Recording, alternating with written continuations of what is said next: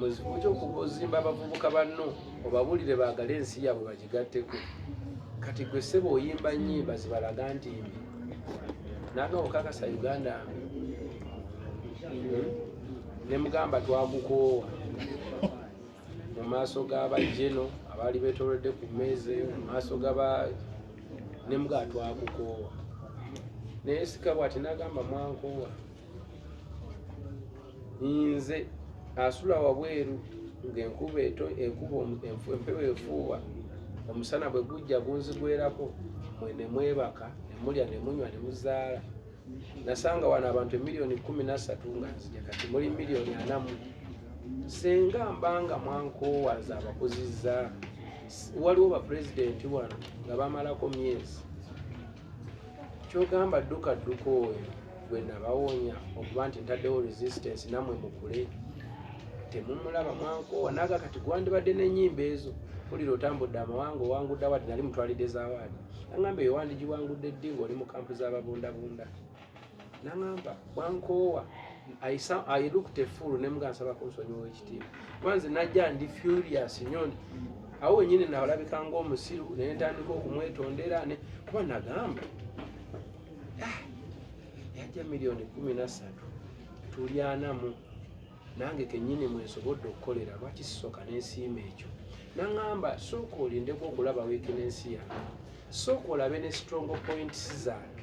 Bw'omala okulaba strong points zange oza appreciating, then tutandika okuteesa ku weakness zange tuziterereze wamu kuba nawe oli Munnayuganda. N'akwata pen yalina maaka n'atandika okundaga ku lubawo n'asomesa Uganda weevudde ne weetuuse. Nagenda okumaliriza nga nzena sikyalina na bigambo nga kati alina ate okumbuulira ekyokukola. Namaliriza mugambe mukama wange nsaba guidance. So nakimugambye nga ne bano weebali bonna abayimbi badde bangi okukimujjukiza. Yaŋŋamba ekigambo ekimu olaba eri bw'olabanga ng'omwana waliwo omuntu amwagala ennyo okusinga nnyina manya ayagala kumulya. Teri aliyagala Uganda kusinga nze Museveni oba gwe oba Munnayuganda yenna ali yaffe webatuzaalire bagenda otuziika. Ndi yenna aliva eri ebweru akuwa amagezi bw'ajagala nnyo tusinga aba alimba. Badde nsaba twegatte nammwe tukulaakulanye Uganda. Ensobi zange munyambeko tuzitereeze tutambuze eggwanga. Okuva olwo yabayinga omutima gwange kuba nayogerera ekigambo ekyo nti twakukoowa mu State House nga ne bajjeno bonna weebali abalina abakulira zi balance tebankuba tebansiba wabula bansomesa ne nvaayo nga nzikakkanya era okuva lwe navaayo mwalaba nakyuka ebigambo nabikendeeza. Kati kwotadde n'example ze nalaba mu baganda bange engeri gye beeyisaamu engeri gye bampisaamu ne ŋŋamba omuntu yenna bw'aba akwagadde naawe mwagale. Ekyokubiri nayiga nti nina ogatta ku nsi yange ne neegatta kwabo abavubuka abali eyo abansooka okumanya ebintu bino. So oyo nze omu ku abo bannange abali willing okukkiriza nti we can agree to disagree. Tusobola okukkirizaganya mu njawukana nti gwe oli ono oli kiri oli musiraamu oli mukristaayo oli muki oli muki but si tusobola okubaako n'ekitugatta eggwanga. Ate abantu baneno just pretending batatutulie kozi nga Uganda gwe bali togirina. Politics bonna abaagala okuzanya ebyobufuzi byabwe babitambuliza ku mulimu gwaffe kubanga ffe tulina audience. Bamanyi nti abantu batugoberera, bamanyi nti abantu batwagala. Ffe tuli ba messenger b'abantu bonna mu by'okusanyuka mu byaki. Kati always batutaddengawo nga tulinga ekyokuzanyirako. So olwaleero tetusobola kwesibira mu mayumba olw'ekyo. Tuba tulina okuvaayo ne tukiipinga nga tutambula regardless. Mulimu gwaffe ffe kino kye tumanyi. Nze naakamala mu creative art ono ebbanga ndowooza kati nze namba lya myaka nga 18 kubanga bantegeera 2008 naye nga nali era ntubyeyo emyaka ng'ebiri awo. Ate egyo emyaka egyo nagyo natoba nagitoba njiga mulimu era nga ndikodingira nga obuyimba mba nabwo oba okitegeera. Kaakati wano ebbanga lino lye mmaze wano kati bino babitte bwe babitta nzireyo buto biveeko ngende mu byesimanyi. Ye ati Katonda yamumpa ye tamanyi ye siina impact gye ntaddewo kakati abantu baje babifiise nange nsirike nze ng'omukira nguteeka emabega ekyange kife ng'ekyoli kiyita okuba bonna bawulira batukuba bayiseewo ki era buli amala okujerega agamba naye londa oli buli amala okuvuma ng'agamba londa nze buli amala okukuba so basika bazza waabwe naffe katusikeko nga tuzzeewa naffe katusikeko nga tuzzeewaffe nga tukolagana ne gavumenti eri mu buyinza etuwe but belongs to us as we wait for another one era naye najja tujja tandikira awo nga tugenda mu maaso sayinza nnyo okubeera wano amanya Green Daddy nze nno nga Green Daddy sookera ddala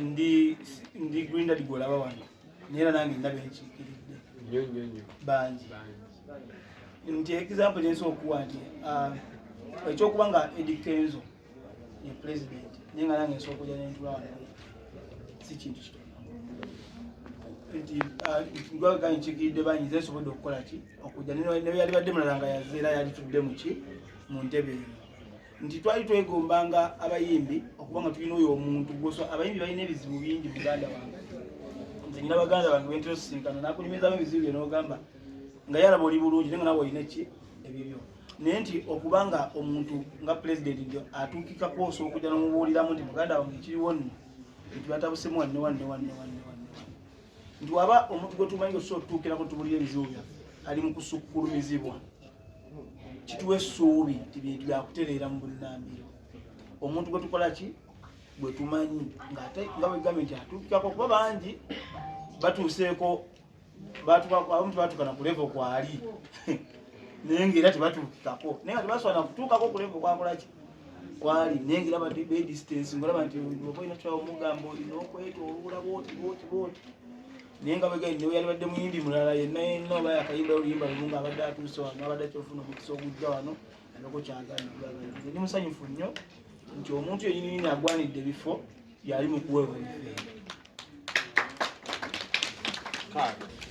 neyanze ekibuuzo ekyo kirungi nnyo kati olaba natandise embeebaza nti banne mwebale nnyo okutuweereza kubanga kamera zino zituusa amaloboozi mu buli kanyomero mu buli kasonda era ntwala akakisa kano okugamba bannakuryetivu bannange mwenna nti akakisa twakafunye it is either today or never mujje tutereeze buli kimu kyonna ekyalema buli omuleeta ebirowoozo byo jangu ompe experience kuba kati nze nsinga kumanya nnyo byakuyimba oba okitegeera kati naawe amanyi mu byobutabo amanyi mu bya muvi amanyi mu byakatemba amanyi mu byakigwe jangu tutuule tulabe nga tukola ki tufuna okumanya okwo tugatte ebirowoozo emiranga gyaffe giwulirwe tulabe nga tetufuna mbiyige byaffe mwenna mbayita akozesa kamera zino waba namawulire bakwano gyaffe bana batuli mu maaso information bagenda gibatuusaako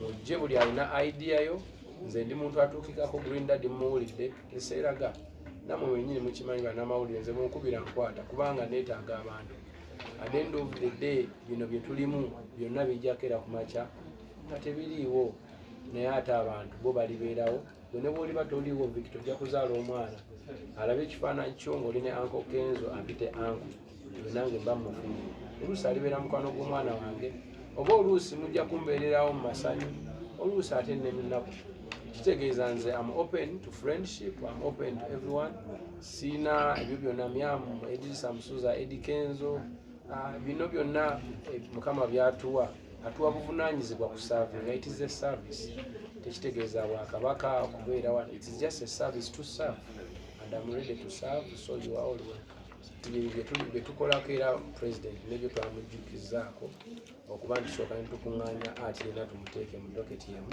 kuba omulaba ng'agwa UCC ate n'agwa Minister of Tourism ate n'agwa gender ate kati senga tufune engeri gye tumukuŋŋaanyamu ne tumuteeka wamu that's when the ministry is gonna come in and at least kati now we are here on tulina doketi eno ya senior presidential advisor then ekiddako okulaba nga ate we keep on getting more information, we gather it together until wetutuuka wetutuuka jana etandika kati olututandise Yes.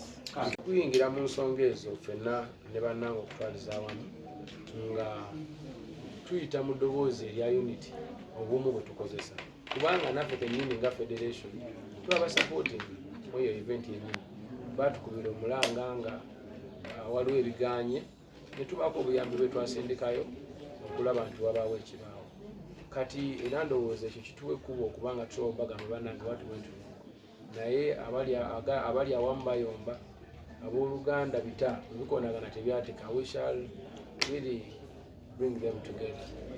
Tujagezaako naye era ntwala omukisa guno okubeebaza n'okwebaza baganda bange bano abazze okunene ono andi ku right ono andi ku left. I feel so strong. So thank you guys. It means a lot. Si buli muntu nti ali bw'atyo naye ekyo kitegeeza nti okutandisa kijja kugenda kiranda paka we tunaatuuka twadukutinga culture of supporting one another. Olugendo lukyali lunene but one day one time. Mr. President. Abambeereddewo abankuzizza abansupportinze mu mbeera zonna zemmanyi zetuyisemu ababuzi bange nyimanyi niwesiba nientalo mumuzirwange mwebale okubeerawo kwammwe kwe kuntuusizza wano kubanga nange buli wendabanga abantu bagezaako okunkuba emisumaali naye nga mugikuulamu munnange embeebaza nnyo mulimu gumize mu nkolamu mwawagira mu Road Trade Kenzo Festival ne mujjuza buli kitundu. I have the record for the biggest tour. Ne mujja ne mufiiringa kolo. We have the record for the biggest concert. Ne mujja ne mubeera naye ng'ate mwembeera mwe mukolere yembeera buli muntu weyali asuubira nti ku luno agenze kane mwebale mwe mumpadde strength okubanga ntuuka wano n'emikono gyange nga Bakalifa n'abalala bonna abayimbi abo ba creatives bannamawulire omulimu gwe munkozeemu bakwano bange bangi nnyo bagezaako okunvaamu naye mwe musigalawo mwe muleese okulaba nti olwali tusobola okufuna the first ever senior presidential advisor on creative wagira Khalifa.